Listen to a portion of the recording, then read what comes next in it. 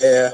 Hey, there you are. Thanks for joining us for another exciting edition of The Midweek War!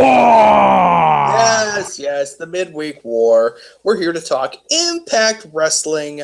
I'm your pal in the mainstream media. And looky over there. Hey, look, it's Mad Mike. Hey, Mad Mike. What's up, everybody? Remember, Hey. it's Wrestling Mayhem Show, not Wrestling Mayhem Show. That's right. Anyway, we're here to talk Impact. I'm your pal in the mainstream media, and joining me once as ever, my best friend, the TNA Big Board, everybody. There it is. That's right. Science. Hi, Research, Hernandez. You got hit by technology. a train with leather straps on it. It was a fire-breathing dragon train, and It was the Hogwarts Express with nunchucks. science has given us the means by which to track the movement of professional wrestlers away from and toward TNA. We have many categories, TNA, that's most of the guys. Question mark. Out, hit by train, global force. Matt, do we have Jeff Jarrett on the board? No. No, I guess I'm going to have to make him. Okay. I have a feeling this thing's going to get a bit of an overhaul next week. Oh, because yeah. a bunch of guys are about to just disappear. If the dirt sheets are correct. Oh, I can't wait for it. Oh, it's a lot of fun. So I don't think we have a big change this week, but yes, I know. I read the same things you guys do, so believe me, I know. Believe me, I know. Believe us. Believe me. Believe us. Believe us. What? But we're trying to be patient with this. We're trying to take this one step at a time. Put it this way. Even though we have Aries is out already, and he just he came back. Yeah, he came back. I didn't expect him to come back. But you know what? I'm not putting him back. I have a feeling he'll be back out any minute. So. Exactly. I wonder who's going to win next week, Matt. How do I make my little parentheses thing? Anyway.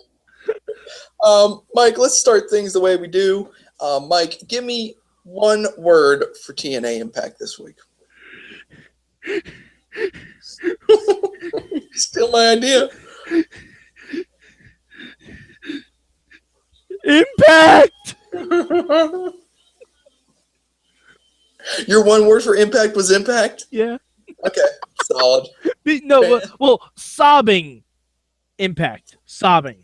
Like cry asterisk, face. If my one word could be the cry face emoji, that's what it would be. Asterisk, sobbing, asterisk, Impact. That was your. Yes. That counts. Yes. Very well done. Your crying was almost as convincing as the crying we saw on the show. I don't know. I can't tell. I just want to be like, give me a break. But I'm like, well, maybe. No. Mike, what was your good thing for Impact this week? Ooh, it's tough. The good thing. I mean, I guess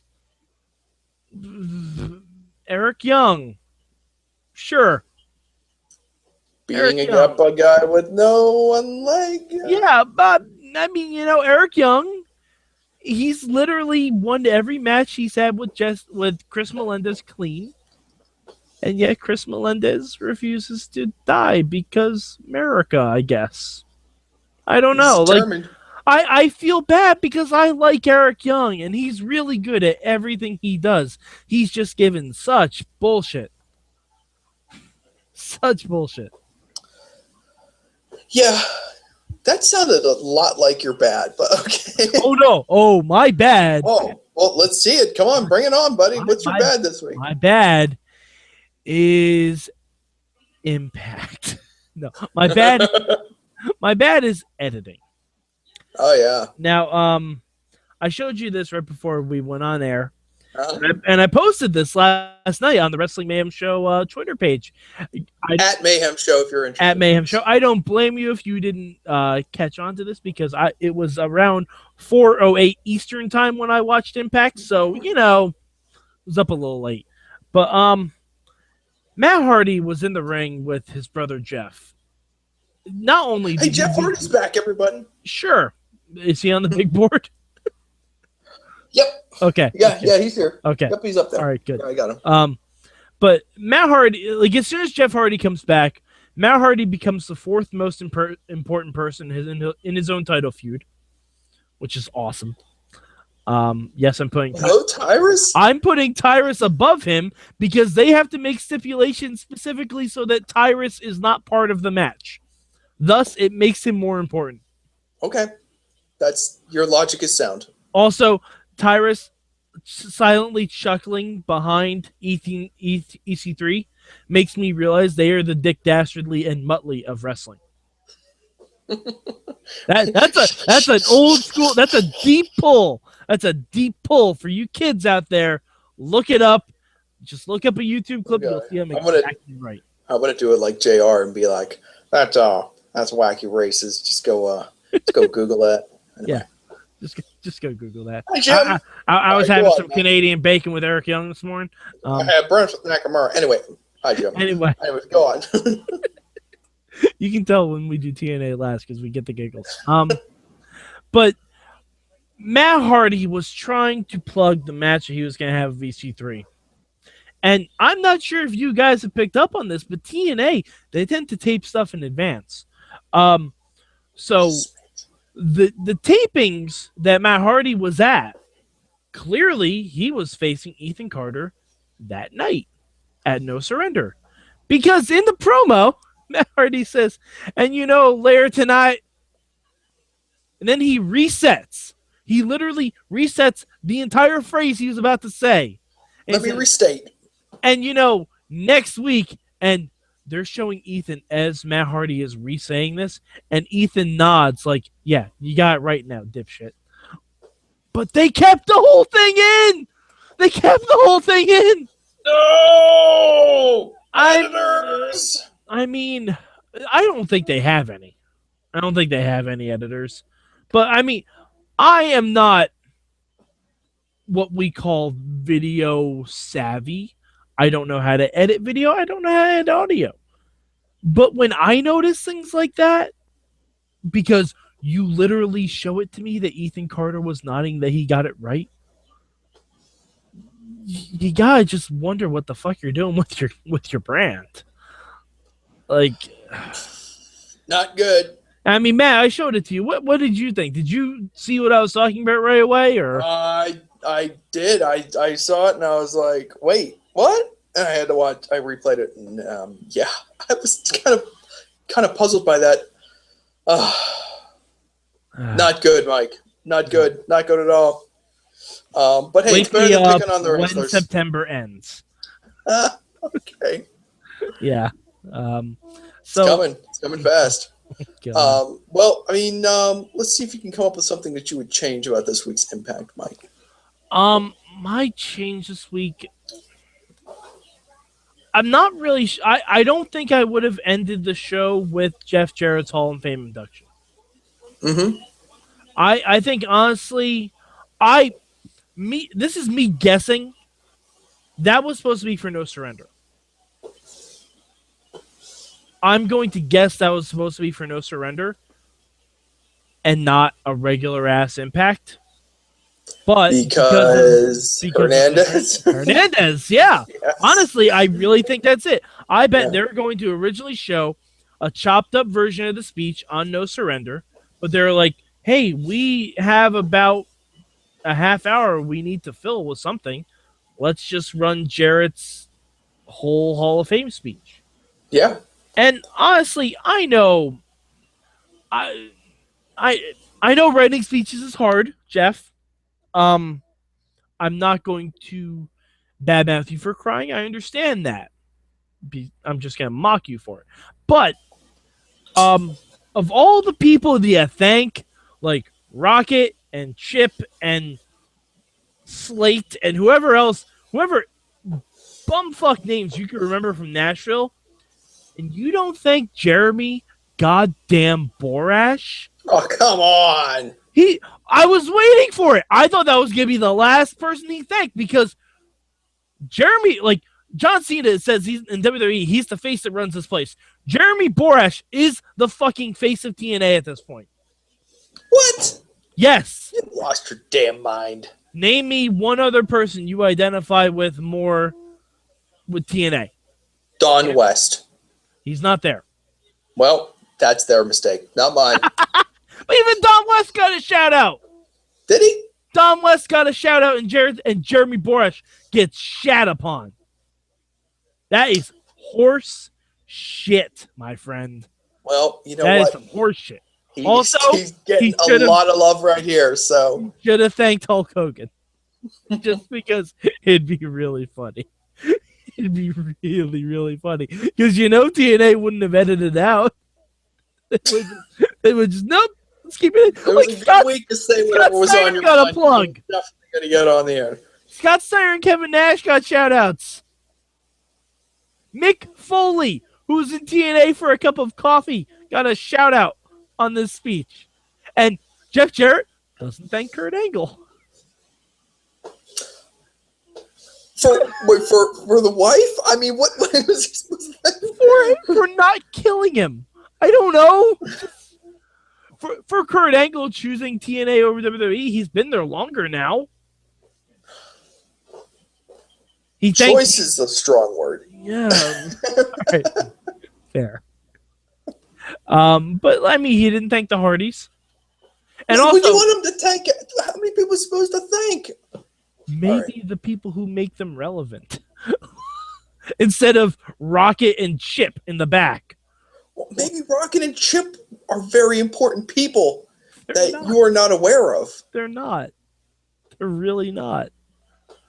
But also, when Jeff went to the back, they had a group of guys standing on the stage waiting to greet him. Mm-hmm. And I want to say, if that was the whole roster that was there that day, it was sad. There were if you're gonna do that, like 20 people up there. If you're gonna do that, bring everybody out, or don't bring anybody out. Yep. Don't bring like half the guys out. Do you know who was I'm sure stage? It wasn't everybody. Do you know who was on stage with them, Matt Carlins? Who do you think, out of the litany of TNA people, I guarantee this guy is not even on your big board, but he was in the main event hugging Jeff Jarrett right at the end of the show. You know what? I got a good guess for this because I spotted him a couple weeks ago on TV and was like, what the hell is he doing here? Did you see Gregory Helms at the end of it? Yes! That is correct! Road agent of about maybe 3.5 months, Gregory Shane, don't call me Hurricane Helms, was out. I'm like, what the fuck? Like, Sugar Helms.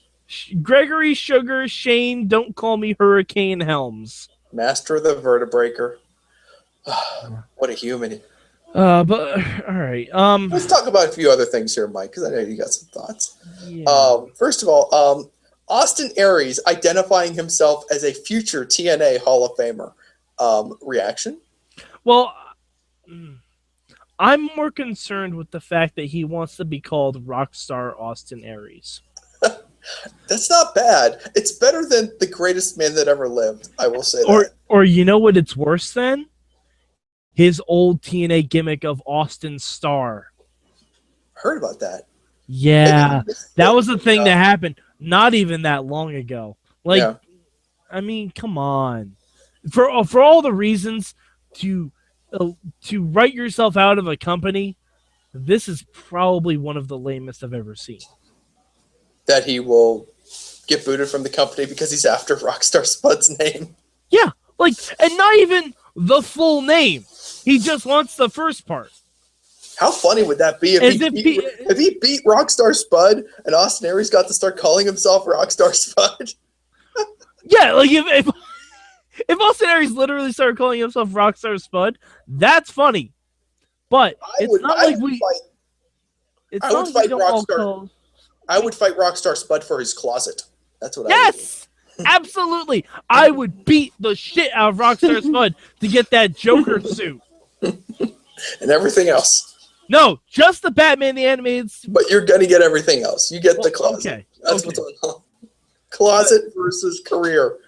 That would have been nice. High stakes.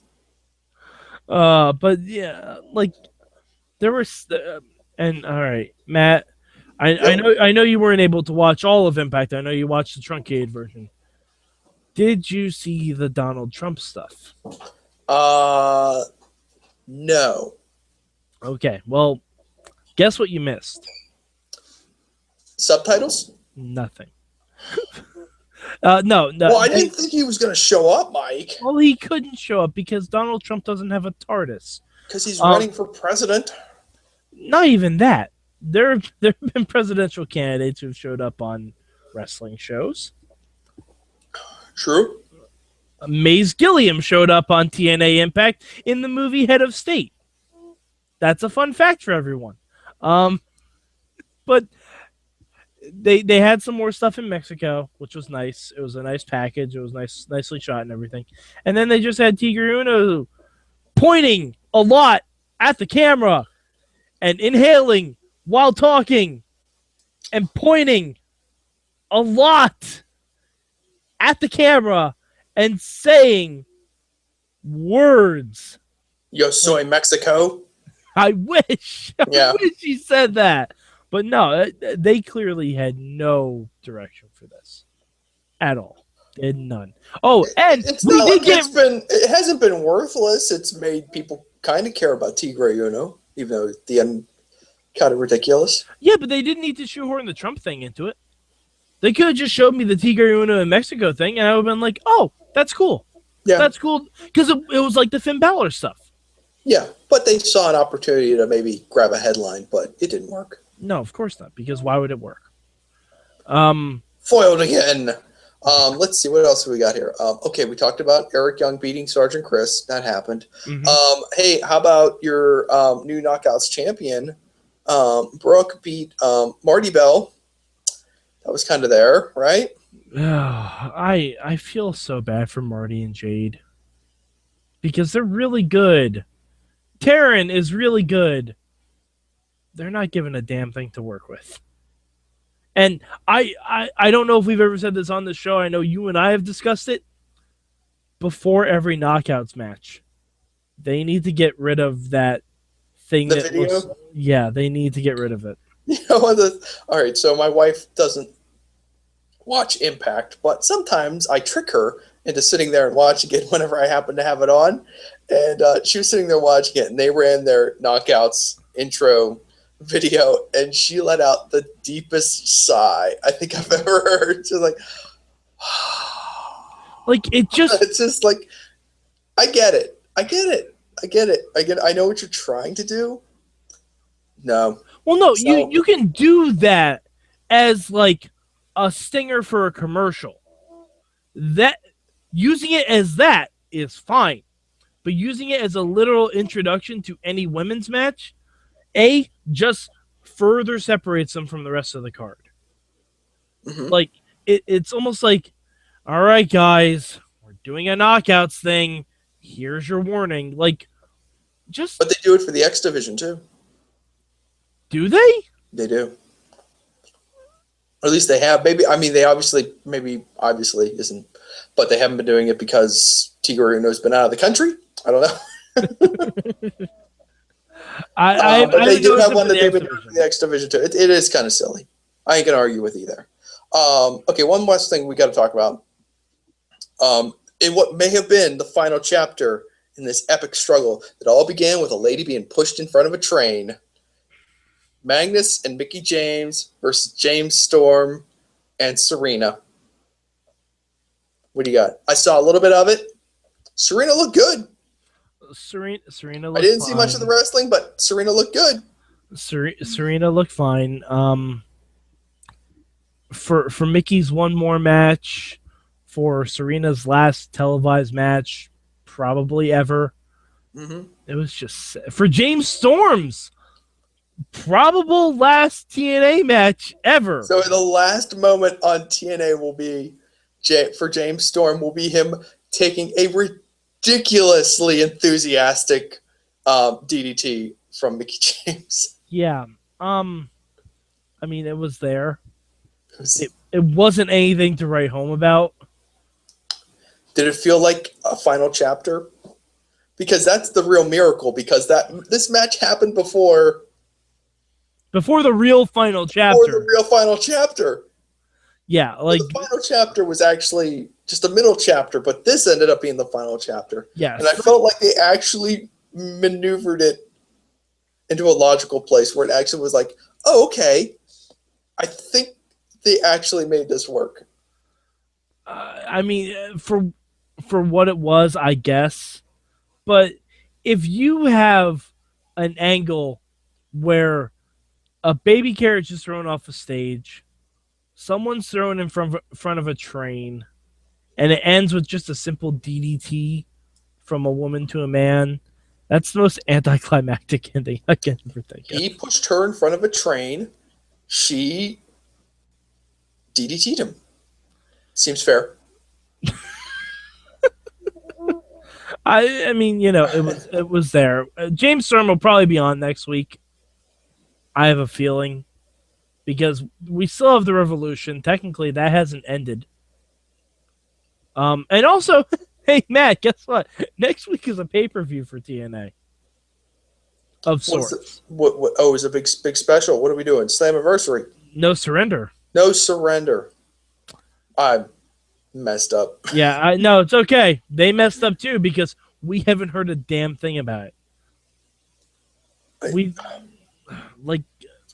Why do they even title this shit anymore? Just push your big pay-per-views that you're actually going to have on pay-per-view. No Surrender means nothing now. Destination X means nothing now. Lockdown almost means nothing now. Like, just push the ones you're actually going to have on pay-per-view. I don't need to know when Victory Road is. I don't need to know when No Surrender is. I don't, Mike. This is hard to watch. This whole saga has been hard to watch. We make light of this, but these are all human beings, and they're all given, all they've got for this company. Some of them have given the best years of their career to this company. Some of them have given their entire careers to this company. Mm-hmm. And what do they have to show for it?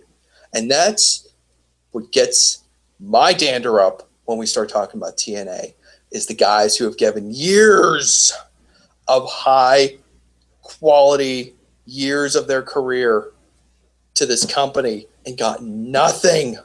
James Storm, Bobby Roode, Eric Young, Abyss. Some of the guys escape. Abyss. Oh my God, Matt. What if Abyss is Matanza? Seems unlikely, but I will hold out hope. Oh, that would be so good. Hey, if Hernandez can show up on Lucha. Oh my God. Now I just really want that, because goddamn, Abyss is being wasted. He's being wasted. I don't even know what this guy's being paid for. But good on you. Collect that paycheck. It's hard to watch. Guys who get out. But I hope y'all find a happy place to work. I hope Global Force takes every last one of them and goes on to great things. Mike, did you see some of the pictures from that Global Force taping? No. It looked packed. Yeah. That arena looked full. It looked nice. Big old crowd. Maybe they can make it a thing. Good. Maybe we can give all these guys a nice soft place to land. Slow clap. I don't cheer for lateral movements, Matt Carlins. And if anything, Global Force to step down. I want all of these guys in TNA, all of my favorites. I want them to go to Lucha. I want them to go to New Japan. I want them to go to AAA. I want them to go to NXT. I want them to go anywhere else that doesn't have the taint of TNA on it. You can't spell taint without TNA. It's a fact. It's science. You can't. I think that's a good place to stop. Mike, where do you rank TNA Impact among the 4 shows of the Wednesday night this week? Honestly, the in-ring was fine. So I mean, it's a 4. We're not in 5 or 6 territory. The in-ring was fine. But also they showed a replay of a Mr. Anderson interview. Do you think you're gonna beat ROH or NXT with a repackaged Mr. Anderson interview? No, you're fucking well not. You're number 4. You're number 4, TNA. But you did a few things right, but I'm sorry. It was just too much sobbing Jeff Jarrett for my liking. I don't. Also, for a pay-per-view titled No Surrender, of course the main event is a ladder match. It wouldn't be an I Quit match because why would that make any sense? Hey, lock up all that hatred for a week. We'll bring it back out next week. Yeah, we're gonna have 2 pay-per-views next week, Matt Carlins. Woo, it's gonna be awesome. One's gonna be fun to review. The other one, we'll see. It's gonna be fantastic. This has been the Midweek War for Impact Wrestling. We do 4 of these podcasts every Wednesday night. This is the last one we're recording. We're done, Mike. We did it. But to go see what we have to say about this week's Ring of Honor NXT or Lucha Underground Ultima Lucha Part 1, you got to check that out. Go check out our podcast. Go to WrestlingMayhemShow.com. Subscribe, rate, review, stars, all that good stuff. Help us. Rock stars, Austin stars, all of the stars. All the stars. They all align for you. So until we meet again, we thank you very much for spending part of your time with us right here on the Midweek War.